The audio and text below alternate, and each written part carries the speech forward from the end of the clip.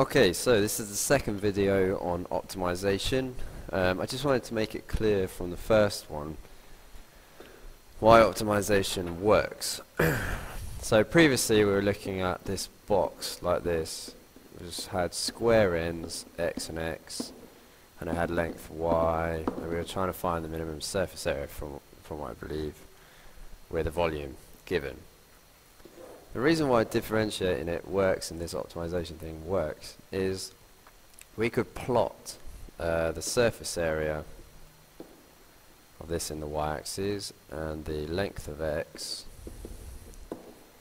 on the x-axis, and let's just say, for argument's sake, that the graph looks something like this.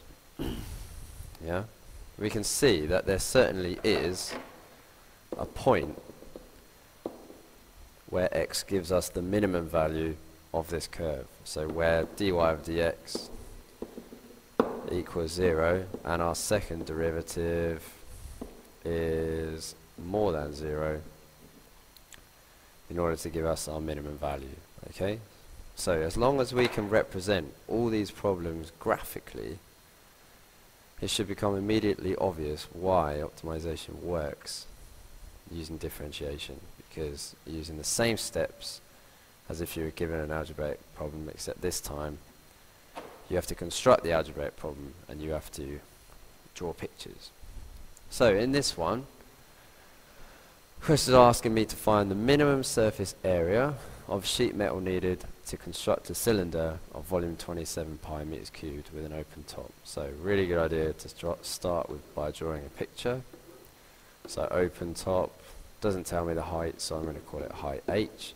Doesn't tell me how big sort of the base is, so I'm going to call this radius r. So look at what the question is asking. It's asking for minimum surface area. So first I need to find an expression for the surface area. So I get S equals, well, the surface area is the base at the bottom, which is an area of pi r squared, plus this bit of metal wrapped round to form this hollow tube is going to be the circumference times the height, so h times 2 pi r. Yeah? So at the moment I've got two variables. I've got an h and I've got an r. I don't want two variables, I just want one, which means I can differentiate it. So I need to get rid of this h.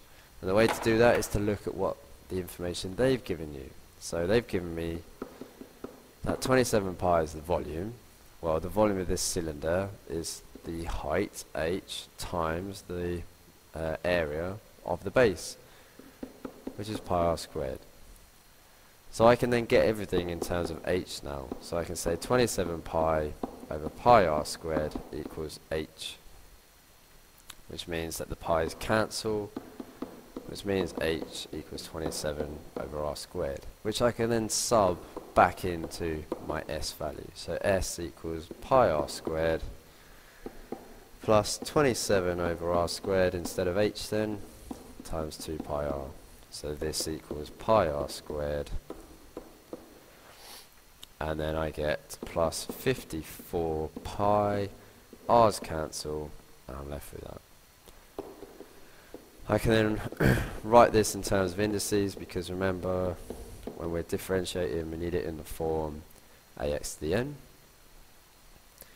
So when I differentiate now, as always, ds over dr, because I've got one variable, I can do that now, 2 pi r minus 54 pi r to the minus 2 equals 0 at stationary point.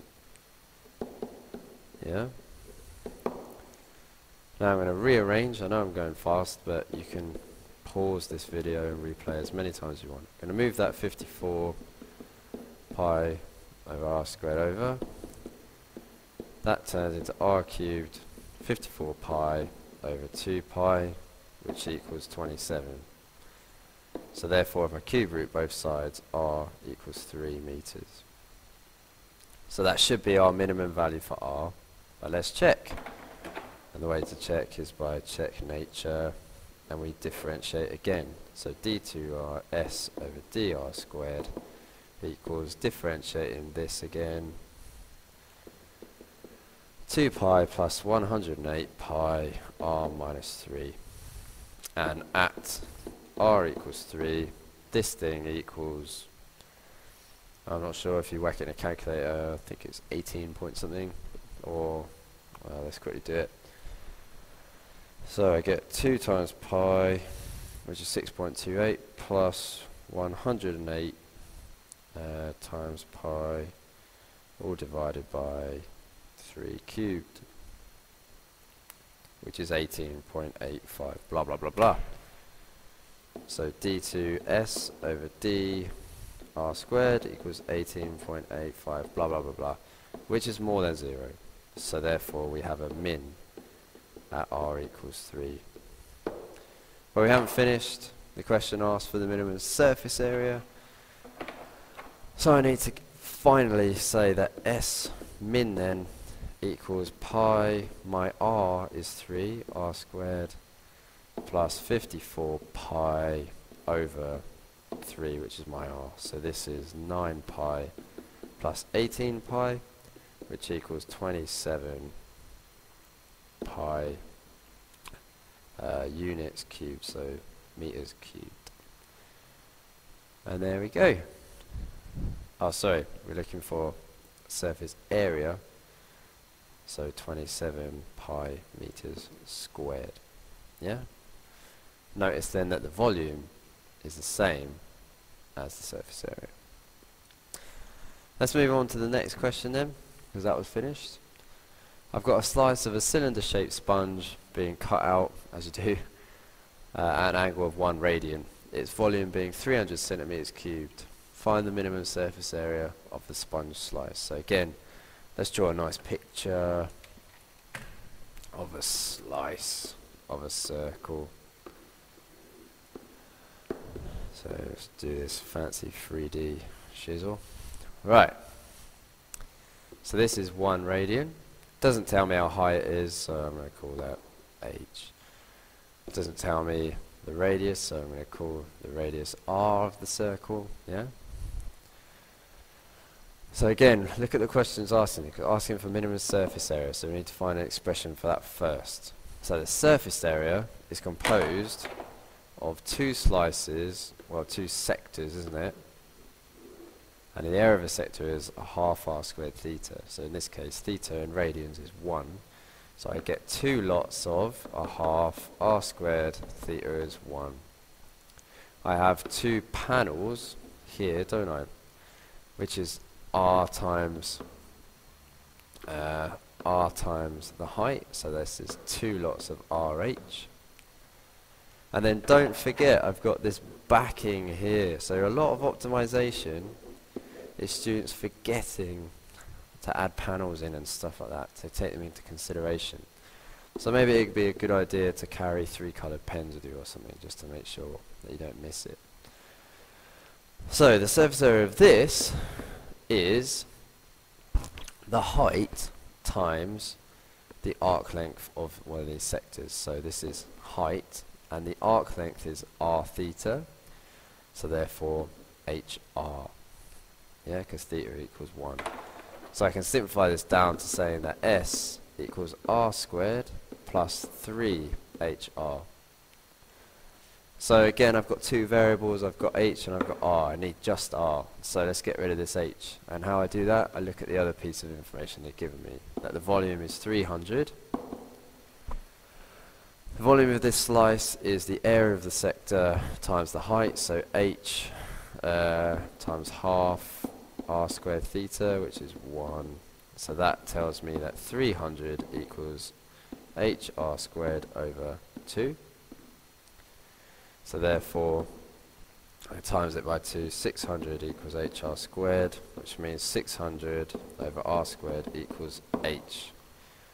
Now I can sub that back into my surface area. So surface area equals r squared plus 3h, which is 600 r squared times r. So therefore S equals r squared plus 1800 over r.